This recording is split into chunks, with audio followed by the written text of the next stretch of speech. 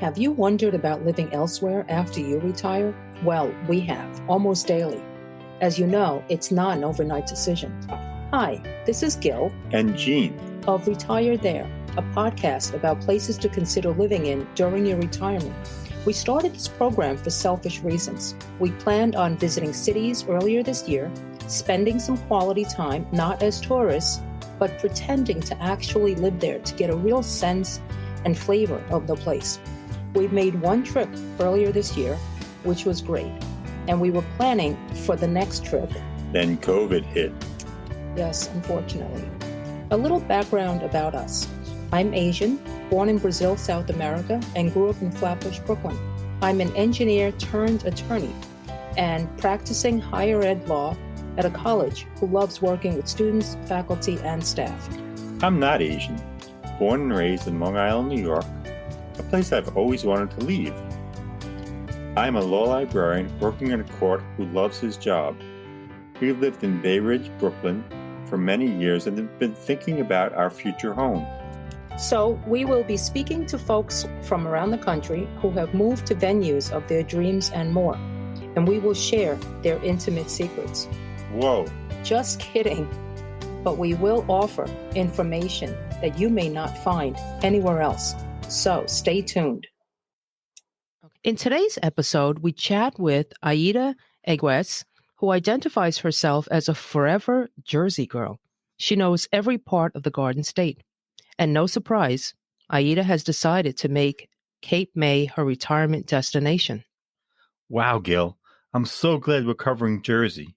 The big hair, the fast cars, the smell of industrial waste along the Jersey Turnpike. I love it all. Jean, we're not going to go there. That's not the part of Jersey. We're going to an artsy and sophisticated town. Oh. Aida is the eldest daughter of Hispanic parents from Cuba and Puerto Rico. She grew up in Weehawken, New Jersey, in a house on the cliffs of the Palisades above the Hudson River. As a youngster, Aida quickly learned of the healing power of the salty surf that the miles of New Jersey's diverse and enchanting coastline had to offer. When she was 11, she begged her parents to drive farther down to the end of the New Jersey coast to Cape May. When she got there, she was blown away by the architecture, outstanding seafood, and prolific art scene. She declared out loud, "Someday I will have a house here." Aida's educational background includes an undergraduate degree from Drexel University, a master's degree from Thomas Jefferson University, and a doctorate from Case Western Reserve in Ohio. Yes, Aida is a doctoral prepared advanced practice nurse, board certified in community and public health, a clinical nurse specialist, and a nationally certified nurse educator licensed in New Jersey and New York. A full professor in the nursing department at the City University of New York's New York City College of Technology, located at the base of the Brooklyn Bridge. She's a member of the New York Academy of Medicine and an internationally recognized health, mentorship, nursing, and simulation author, consultant, invited speaker, presenter, and program designer. And a good colleague of mine, may I add. Aida has 2 grown children, a son and a daughter, and Aida posits, the most beautiful town in New Jersey is Cape May, and it's where she plans to retire and immerse herself in the vast activities the town offers, and to offer her services in return. Aida, welcome to the show. We are so honored. Please share your journey with us. Absolutely. Thank you and good morning. Should I refer to the New Jersey comments first? But absolutely. Those are great stereotypes that we have. New Jersey is incredibly varied. I've lived all over the state. I did grow up in Weehawken, New Jersey. It is on the cliffs of the Palisades overlooking the Hudson River. So I grew up looking at the Manhattan skyline and all of its changes. I grew up not too far from where Alexander Hamilton had his famous duel. So I spent a lot of my childhood, breaking through the stone hand-laid walls that line the Palisades and climbing down the cliffs. I used to cut class a lot to do that. No, you didn't. I did. I did. I was straight A student and extremely bored. So I used to scale the cliffs, and the only way my mom found out was when I came back with poison ivy. I used to find arrowheads and bullet casings and old kettles, and there were tunnels beneath those cliffs where in centuries ago they used to use horses to bring all of the freight up from the Hudson River. So Interesting. I've always been in love with the water, and I've always wanted to retire. Even as a child, I always had plans of what I would do after the work, and I always wanted to be close to the water, and I settled on Cape May. And have you traveled to other places before making that decision? I mean, knowing all about New Jersey, you're probably a little biased. I am a little biased. The thing is, I really like having the seasons. I have relatives in Fort Lauderdale, Miami, Coral Gables in Florida. For me, the lack of seasons was something that I really needed to have. I'm a very visual person, so I like to have the fall. I like to see the differences in the spring. I appreciate the winter, the snow. But Cape May, the weather is so temperate. It's quite different. The snowfall is not as intense as it is up here in North Jersey. I also had a problem with the high humidity levels of Florida. I actually took my children on a cross-country road trip when they were 11 and 8. And we went from New Jersey, drove across the country to New Mexico, Arizona, Utah, and went straight to California, up to the Redwoods and back. Halfway during our trip on the way back, between Albuquerque and Santa Fe, they were selling 20-acre lots in a place that was so stunning. I mean, it just looked like an artist just dropped from heaven and painted the cliffs. I veered off because that's how I am, and decided to take a credit card offer from Discover for $20,000 for 18 months to buy property. Oh my goodness. And then I said, all right, from here, and I bought it with the intention of retiring there because I fell in love with Santa Fe. However, there were a lot of codicils with that, and that you had to build, minorly it was for people who wanted to build an 800 square foot casita plus an approximately $2 to $4 million home. So those were the covenants. And at that time, that wasn't going to be possible. So you agreed to this not knowing? Oh, yes, absolutely. Because I had plans on selling it. Okay. Look, I had a real estate license when I was 18. So I purchased my first home at 20. Oh, wow. Oh my goodness. Yes. So location. And with the eye on expanding a small house that I had bought in Cape May after a very grueling divorce, and using that proceeds to pay for the education of my children once they went to college, I sold those 20 acres halfway to Santa Fe. But for me, the problem with Santa Fe is that it was landlocked, and I need to be able to see, and if not, actually walk to water. I don't know. It must be a genetic thing. Interesting. So you didn't consider retiring in Santa Fe, did you? I did for about 20 seconds until I realized the profit that I would make on that lot of land. How long did you have the property for before you sold it? I had the property for exactly 3 years. That's it. Wow. That's nice. It. Yeah. And you made a profit. I sold it for 3 times what I purchased it for. Oh my goodness. That's wonderful. So now take us back. We know you like to be near water. What about the other factors that come in as we age, healthcare, all those other things? Yes, having gotten my undergraduate degrees in Philadelphia, I had, after marriage, moved down close to Philadelphia towards that southern part of New Jersey. And that's why I went to school there. I raised my children about 20 minutes outside of Philadelphia.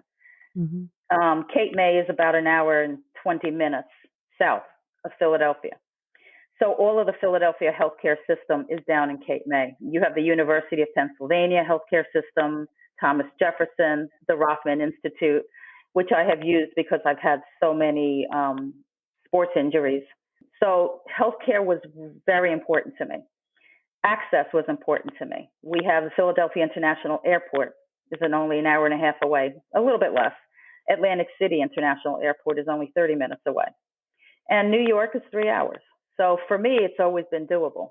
Can you talk to us about entertainment and things to do? I know there's COVID going on in Cape May, aside from obviously the water and the beauty and the beaches. What other things are there to do? You know, Cape May is touted as one of the most beautiful and fun places as well. It is. It's America's original seaside resort, and it has something for everyone. If you like architecture, it's just stunning. It has over 600 homes of the late Victorian architecture. It is a National Historic Landmark. There's the Coast Guard Training Center. So they always have training exhibits, they have parades. Biking is a huge activity. If you're into water sports, there's the parasailing. There are fishing excursions. There's dolphin and whale watching. Around the year, I can walk to the bay and I can walk to the ocean from my home, and I can't even count the amount of dolphins that are frolicking in the surf. There's a Cape May ferry. There are zoos. There are arts, theaters, antique shows, artisan shows. If you're an artist, you can learn how to paint and draw on the beach. There's yoga on the sand. I can't even tell you the array of things that there are to do for anyone of all different kinds of backgrounds. And if you're looking to pique a new interest, I would say that Cape May is the place to be. But for those of us who may not have any artistic bent, we all have to eat. And Cape May is known for its exceptional seafood and its exceptional culinary attractions and offerings that it has. I mean, the seafood is so fresh. It comes right off the boats right there, especially from the Lobster House, which is very, very famous. Yeah, I have access. I mean, I go all the time, and I'm always bringing home salmon, fresh caught salmon. It's not farm raised. Halibut. We have sea bass, the crabs, flounder. I can cast a line on a pier and catch a flounder at will. Mm-hmm. It's just an amazing amount of activities, an amazing place to be. Okay. And you mentioned the ferry. Where does the ferry go? The ferry leaves from North Cape May down at exit 0. Cape May is at the southernmost part of New Jersey, and it's a 1 hour and 45-minute ride to Delaware.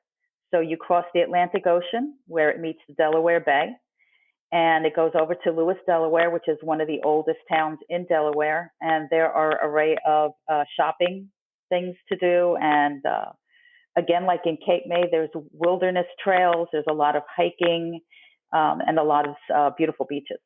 So the entire time you're going, you see whales and dolphins on that entire trip. Wow. It's amazing. It's like on a forever vacation.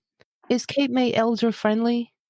Absolutely. Absolutely. They have all of the sidewalks have cutouts so that if there's wheelchairs, you have ability to get in and out of the streets. The curbs have rubber padding on the edges so that there's no slipping. And as a nurse, I'm very conscientious of that. There are bus tours everywhere. The township offers free shopping for seniors, healthcare access and delivery services. There's a lot of senior housing, and there are always activities for seniors, whether it be outdoor activities, indoor activities, again, access to theater, everything is discounted. So yes, there's always a lot of things to do, a lot of community centers and activities that are focused around seniors.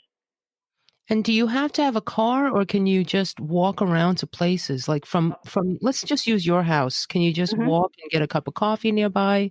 Absolutely. Absolutely. There's a lot of shopping. There are a lot of independent shops, mom and pop shops, where there's a restaurant for almost everything within a 5-minute walk for me. And it is a place that really focuses on wellness. So you see a lot of seniors, biking, hiking, again, doing yoga, meditation, Tai Chi. I know at the senior center, they had a 97-year-old gentleman teaching Tai Chi. I couldn't keep up with him, shamefully so.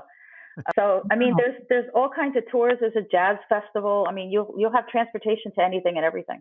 It's a very, very walkable town. And Gil, you mentioned the cup of coffee. The downtown is absolutely beautiful. It is. It really is. Yeah. The shops are unique in that a lot of things are handmade. There are a lot of artisans, a lot of people that have retired early actually and gone to Cape May and explored that creative side of them. So you'll find handmade soaps and the wineries. Let's get into that. The wineries and the breweries are famous. The land down there, the soil produces some of the most delicious wine outside of France and Napa Valley. Let's talk about the cost of living for all this. Okay.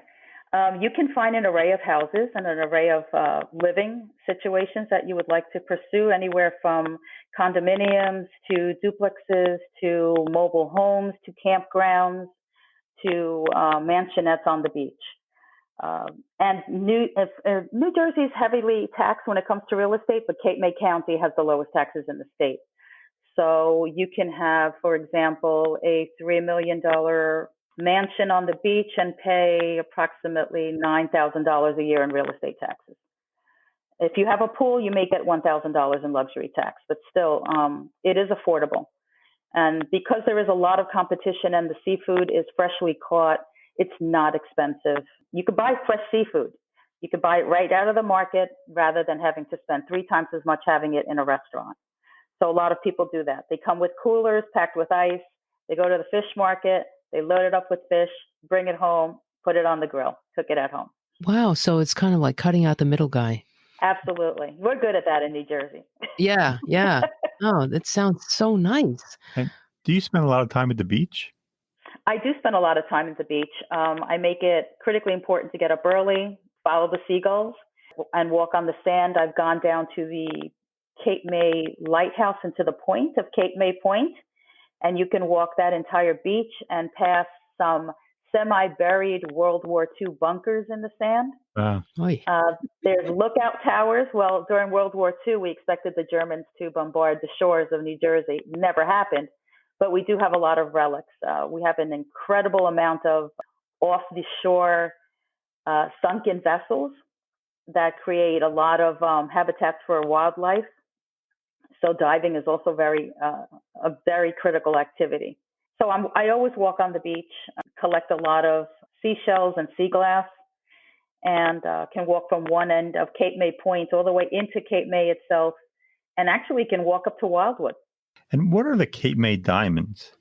Cape May diamonds are naturally occurring quartz that occurs off of the sand that's broken down in New Jersey, and with the action of the ocean become polished. And you can actually bring them into a store down at Cape May Point, and they will polish them in a grounder. It's called a grinder. It comes out and it looks exactly like a diamond. Wow. So they're free to take? Oh, they're free to take. People come with jars and they come with pots and pans, and they just fill up with these diamonds. It's clear. It looks like clear glass when you have it in your hand. They're all different sizes, all different shapes. Wow. I make jewelry, so this would be a real nice source. Sure. Yeah. You have a polisher at home? I do.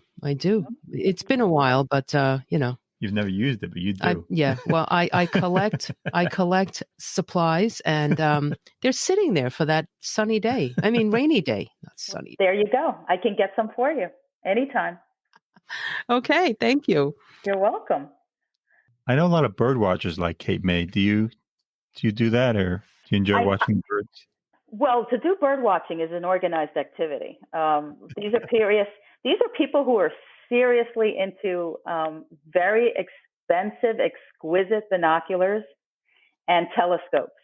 I have not had the luxury to be able to afford them at this point, but they tag hawks and eagles and egrets. There are all of these stations in conservation areas among the marshes where people go and do bird watching. I just basically enjoy watching them. I don't make it into the activity that is so rigorously controlled. Thousands of people that descend upon Cape May to do bird watching. It is the most fascinating thing that you could ever see, the seriousness in which they undertake this. Just on my own property, I have hummingbirds that come back every single year. There are hawks. I have I've had eagles. I'm trying to think, so many birds, cardinals and blue jays. It's a beautiful, beautiful area for wildlife. It's teeming with wildlife. Can we talk about your home? Is it a ranch? Have you designed it in such a way that, as we all age, I know I want a single floor, but can you talk to us about your living quarters? Sure. What happened was I found myself going through a grueling divorce. I had a huge home where I was raising my children down in South Jersey. And at that point, I decided to reward myself. And I couldn't really afford to take the kids on vacation anymore. So I said, well, Cape May is close. And it was the time of the economy where I think I could be able to afford it. So I drove down there and I searched probably 3 trips, found a small ranch on a huge corner lot, 3 blocks from the ocean, that had been virtually abandoned for over 2 years. And I walked around the property, and having grown up in a family where we did our own wiring, we did our own bathrooms. I can do plumbing. I can do recessed lighting. Whoa. I've done electrical work. I've knocked down walls. So that's God. basically what I did with this house. Is little by little, I started replacing everything. And then when I sold the land in Santa Fe, I put a second story on there. You did that yourself? No, I did have an architect. I designed the house with an architect, and they got the permits. But I did all of the outside landscaping, everything. And I did a lot of the inside as well. So little by little, I have now at this point 4 bathrooms, 4 bedrooms, 2 decks. I have a cabana on the outside and a shed.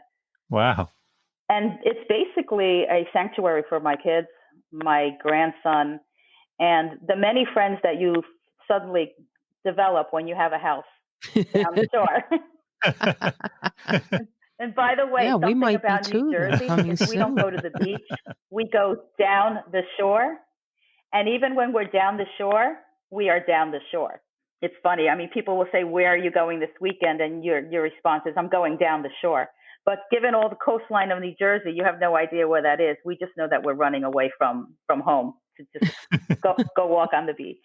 So that's how I did it. I mean, I did it little by little. It's a year-round house. I don't take care of it and don't close it for the winter. I've done it so that there's room for me to be able to move downstairs and aging in place. That was important for me as well. And again, I can walk to everything that I need, which is really important, including healthcare access. Absolutely. So let's talk a bit about a very popular topic, as it seems, moving to your home and decluttering from your old space. Did you have much of that to do? Because it sounds like you've been doing a little bit at a time over the years, but tell us what you experienced. When I held on to our family home 4 years more than I expected to, because my daughter went to law school down at Rutgers down by Camden. When she did graduate and then moved up to North Jersey, incidentally, where I moved after selling that house as well. I moved back home to up where I grew up by Weehawken. I had 25 years worth of furniture and stuff. As George Carlin says, Americans love stuff. Yes. Yeah, I remember that. So, my stuff had stuff. Okay. So as I started going through the house, I realized that there's nothing like donations. So I gave a lot away to organizations for the blind, Purple Heart, Vietnam veterans, because I had lost an uncle who served in Korea that I never met. So doing that was important for me. I took nothing to Cape May with me, except maybe 5 items. And that was some artwork that I had actually incidentally purchased in Santa Fe on many of my trips. Wow. Oh, wait a minute. 5 items. They were all artwork? Yes. 3 of them were pots handmade by a Native American Indian artist who had won awards at the Indian art exhibit. One was a bronze sculpture called Vertigo that I had actually purchased in Cape May. And the other one was an oil painting. Nice. That I again had, that was it. I mean, I gave everything away, and I had people from church and different organizations just come in and clean out the garage. And because little by little, I had bought things in Cape May that I needed for landscaping. So if I had a double of anything in my house, I just drove it an hour and 20 minutes down to Cape May and used it there. So for 20 years, I took the lawnmower, knocked down the seats of my car, put the lawnmower in there, took it to Cape May, mowed down there, and then brought it back to my house. What? Oh my goodness. Well, you are not afraid of anything, so. No, I'm not.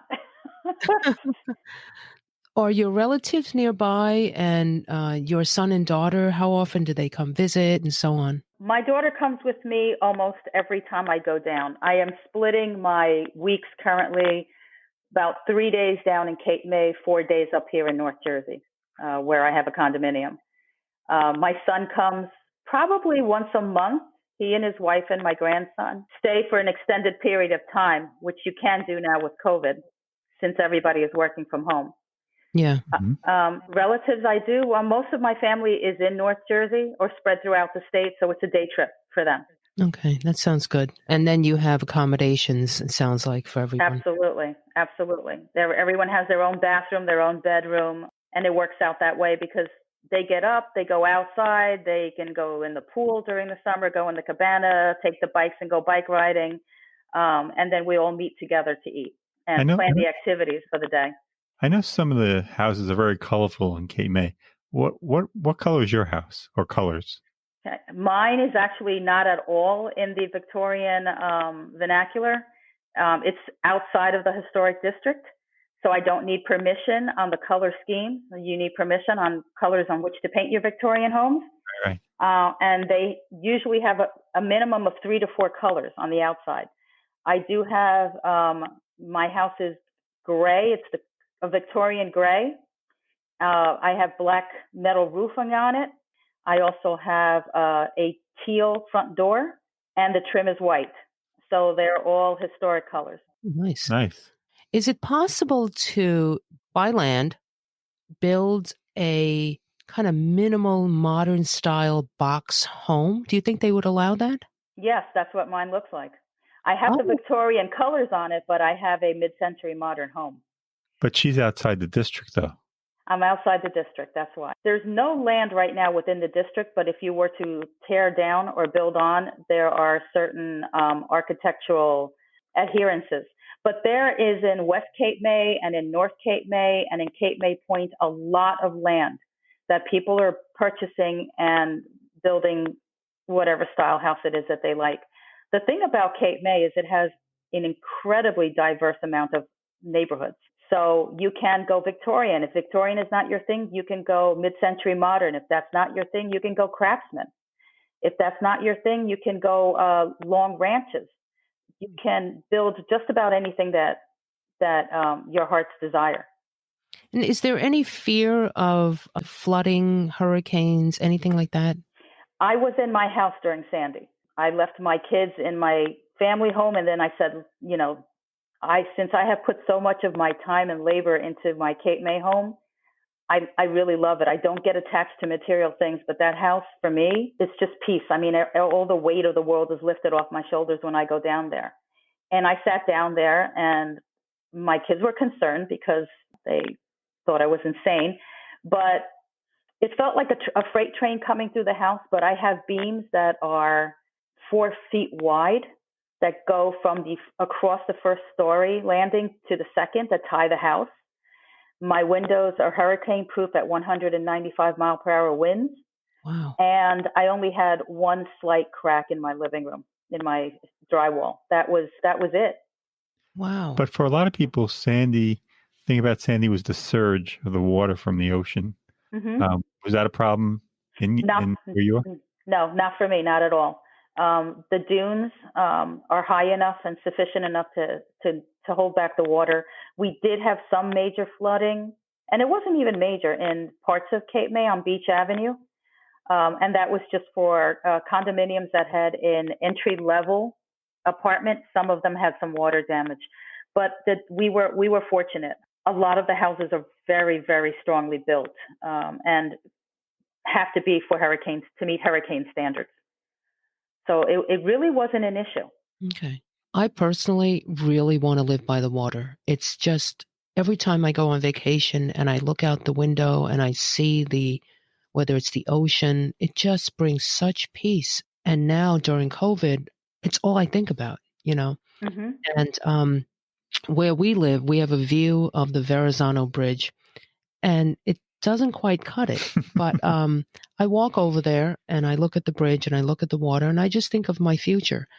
But I worry about those things that we just talked about, how people have to prepare for the town warning and that siren that goes off, and how they have to pack and go, and then they come back to a home that's destroyed. And so I know it's good to be on high elevation, but it doesn't sound like you have those concerns, or else you wouldn't have someone with your skills and smarts. Just that small kind of damage that didn't seem like anything. So it's doable, right? I think it is. I think, well, look, I'm in public health, so I teach disaster preparedness all the time. We never expected Sandy to come up and wreak the havoc that it did in New York.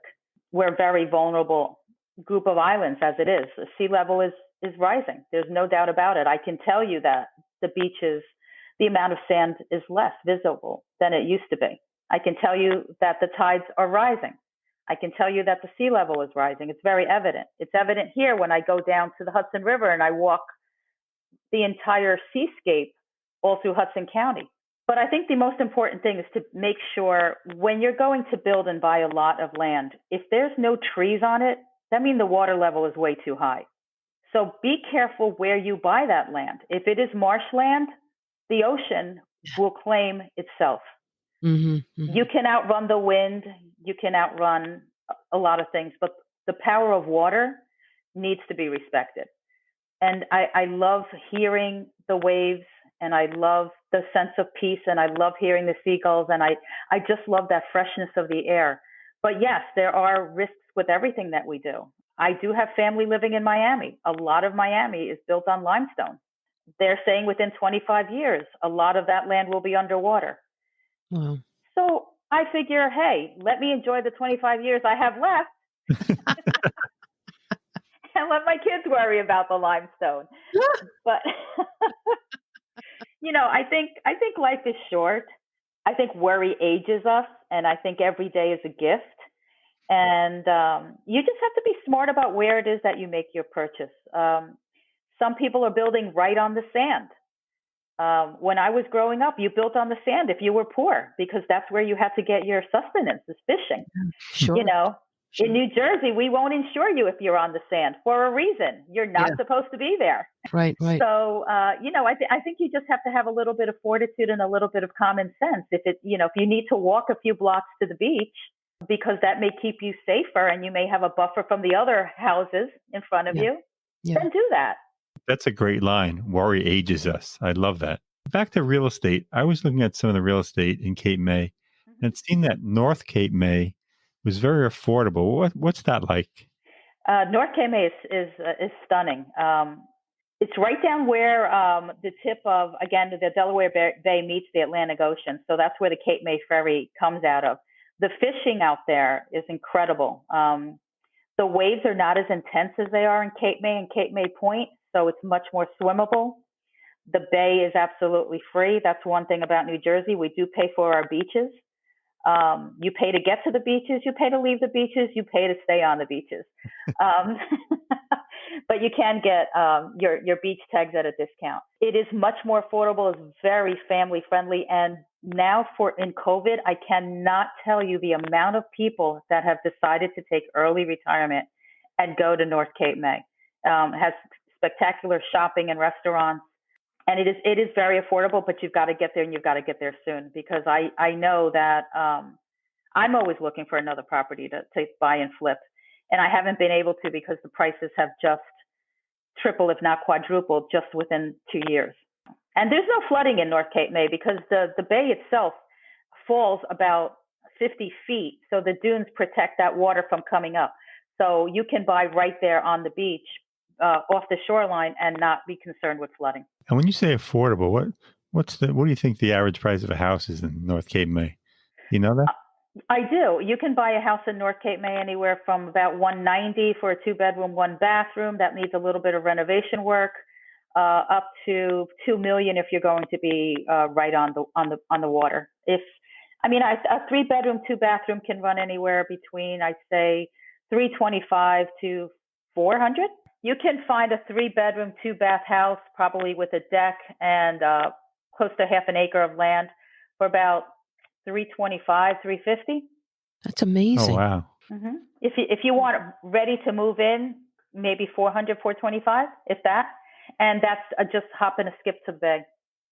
A final question. Have you, since you've lived there, and it doesn't sound like anything negative has come from it, any surprises, any regrets? One of the surprises is how many people from Philadelphia and Pennsylvania go down there. It is close, but we're seeing many more New Yorkers now traveling all the way down to Cape May, buying property, retiring early, just staying there. One of the things that surprised me was how I was surrounded by so many like-minded people. That cutting sense of humor, that no nonsense. One of the things that does surprise me is when finding the difficulty in finding reputable contractors, anybody to work on your home, because everyone has gone fishing afternoon, and it's called Cape Maybe. Maybe I'll show up and maybe I won't. So. Oh yeah, we know those contractors. Right. So having a network of friends, and I've made friends down there that are all mostly transplanted from New York and North Jersey. We have a network of people that we can call on that are reliable. And since I have learned how to do so much construction and take care of plumbing, I pretty much have to be knee deep in water to be able to call somebody to help me out.